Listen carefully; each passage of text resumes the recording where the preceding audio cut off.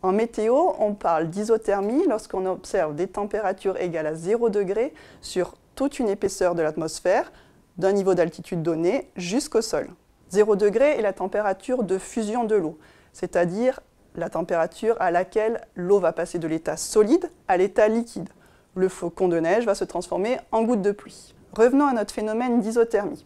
Imaginons notre flocon de neige qui descend, qui tombe du nuage jusqu'aux couches inférieures de l'atmosphère. Qu'est-ce qui va se passer ?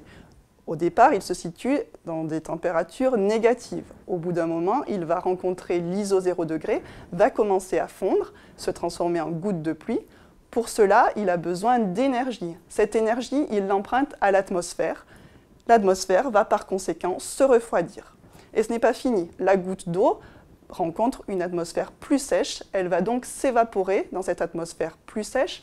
Là encore, elle a besoin d'énergie encore plus importante qu'elle va emprunter à l'atmosphère. L'atmosphère se refroidit encore plus. Ce sont les précipitations elles-mêmes qui refroidissent l'atmosphère.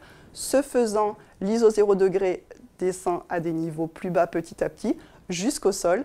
Et c'est ainsi qu'on a de la neige à des températures de 0 degré, alors que quelques heures avant, on observait des températures bien positives. Pour observer ce phénomène d'isothermie, plusieurs conditions sont nécessaires.